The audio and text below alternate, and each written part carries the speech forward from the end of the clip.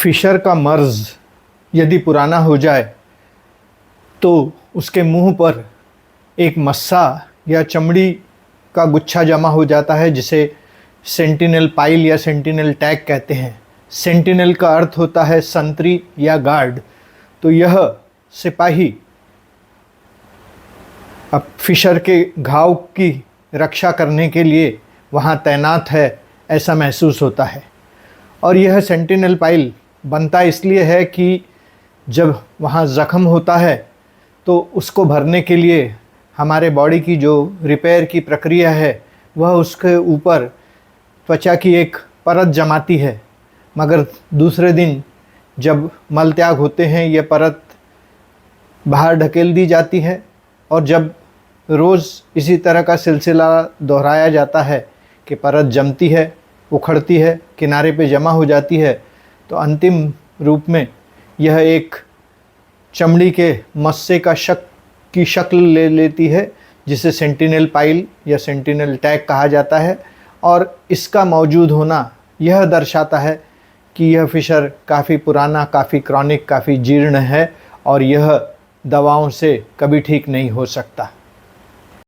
Fisher के दौरान हमारे मल मार्ग या एनल कैनाल में होता क्या है? दरअसल हमारे गुदा का जो मुंह है वहाँ पर दो मांसपेशियों के छल्ले होते हैं। एक छल्ला भीतर होता है जिसे इंटरनल स्फिंक्टर कहते हैं, और एक उसके बाहर रहता है जिसे एक्सटर्नल स्फिंक्टर कहते हैं। जब मल त्याग करते वक्त वहाँ पर घाव होता है, घाव में तकलीफ़ होती है, तो हमारा शरीर और उस जगह की मांसपेशियाँ उस तकलीफ़ को रोकने के लिए एक प्रतिक्रिया अपनाती है या रिफ्लेक्स एक्शन होता है, और वहाँ की मांसपेशियाँ संकुचित होकर वो जगह को छोटा कर देती हैं। यह उसी तरह है कि यदि गलती से हमारा हाथ किसी गर्म वस्तु को छू जाए तो हम तुरंत उस हाथ को पीछे खींच लेते हैं। इसे एक रिफ्लेक्स एक्शन कहा जाता है। और ठीक उसी तरह का रिफ्लेक्स एक्शन गुदा में भी होता है। मांसपेशियाँ संकुचित हो जाती हैं, मगर यह रिफ्लेक्स एक्शन बीमारी को और तकलीफ़दायक बना देता है, क्योंकि गुदा जब संकुचित होती है तो मल मार्ग छोटा हो जाता है, और जब स्टूल वहाँ से पास होते हैं तो उन्हें बहुत संकरे रास्ते से पास होना पड़ता है, जिससे वो ज़ख़म के ऊपर और ज़्यादा दबाव डालते हैं और ज़ख़म और गहरा हो जाता है। गुदा की मांसपेशियों के संकुचन को स्फिंक्टर स्पाज़म कहा जाता है, और जब बीमारी नहीं होती है यह स्पाज़म बहुत मामूली होता है, और जैसे ही घाव भर जाते हैं यह स्पाज़म चला जाता है और आपके मल मार्ग की चौड़ाई और गहराई नॉर्मल हो जाती है। उसमें कहीं कोई रुकावट या संकुचन नहीं रहता है। मगर जो फिशर पुराने हो चुके हैं, जीर्ण हो चुके हैं, क्रॉनिक हो चुके हैं, उनमें इन मांसपेशियों में जो स्पाज़म है, कॉन्ट्रैक्शन है, संकुचन है, वह एक स्थायी रूप ले लेता है, और हर वक्त वह संकुचन वहाँ मौजूद रहता है, जिससे आपकी लेट्रिन की जगह हमेशा के लिए छोटी रहती है। और इस छोटे रास्ते से यदि मल निकले तो तकलीफ़दायक है। यहाँ तक कि अगर आप गैस पास करने की कोशिश करें तो वह भी तकलीफ़ देकर निकलती है।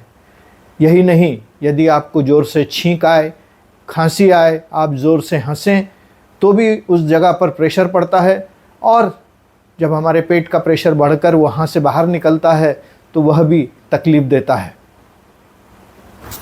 जैसा कि सेंटिनल पाइल के बारे में बताया गया है कि यह घाव के मुंह के ऊपर मौजूद होता है, जो चमड़ी का एक गुच्छा है, और जो बीमारी के पुराने होने का दर्शक है, परिचायक है।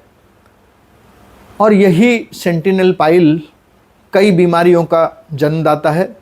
खासकर इस सेंटिनल पाइल से वहाँ पर आपको बेचैनी महसूस होती है, वो जगह ठीक से साफ़ नहीं हो पाती, वहाँ खुजली आती है, उसमें से रिसाव भी हो सकता है। कई बार ज़ख्म गहरा हो जाए, सूजन आ जाए, तो वो मस्सा भी सूजकर बहुत कड़ा और दुखदाई हो जाता है, जिसे छूने पर भी दर्द होता है। कई बार उसके अंदर इन्फेक्शन हो जाता है, मवाद जमा हो जाती है, या वह फूटकर फिस्टुला का रूप भी ले सकता है। ये सेंटिनल पाइल बहुधा गुदा के पिछले हिस्से में दिखाई पड़ता है, मगर महिलाओं में या जिनमें बहुत पुरानी बीमारी हो, उनमें वे दोनों तरफ दिखाई पड़ सकता है। फिशर के, खासकर वे फिशर जो पुराने हो चुके हैं, जिनके साथ में कोई जटिलता है, जैसे कोई उनमें सेंटिनल पाइल है या अंदर कुछ मस्से हैं जिन्हें पेपिली कहा जाता है या पॉलिप कहा जाता है, या कई बार उनमें बवासीर भी शामिल होते हैं, पाइल्स के भी मस्से भीतर हो सकते हैं।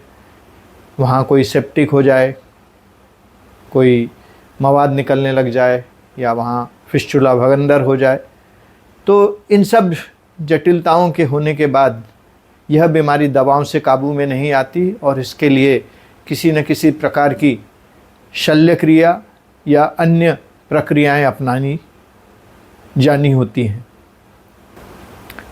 क्या फिशर की बीमारी को दवाओं से ठीक किया जा सकता है? जी हाँ। उस जगह का संकुचन दूर करने, वहाँ का घाव में रक्त प्रवाह बढ़ाने और उस घाव को सुखाने कई तरह की दवाइयाँ आती हैं, जिन्हें मुंह से भी लिया जाता है और उस जगह पर लगाया भी जाता है।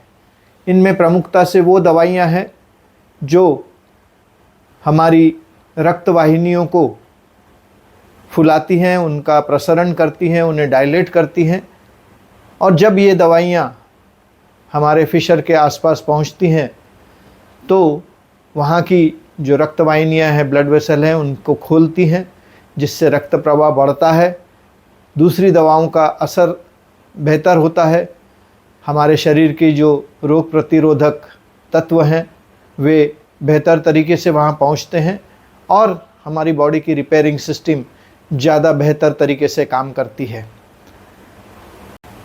उसी तरह वहाँ का संकुचन, स्पाज़म दूर करने के लिए एक विशेष इंजेक्शन दिया जाता है, जिसे बोटॉक्स कहते हैं। यह एक्चुअली एक जहर से बनाया गया दवा है, जिसे जब उस जगह पर इंजेक्ट किया जाता है तो वह वहाँ की मांसपेशियों का संकुचन दूर करता है, वहाँ की मांसपेशियाँ ढीली हो जाती हैं।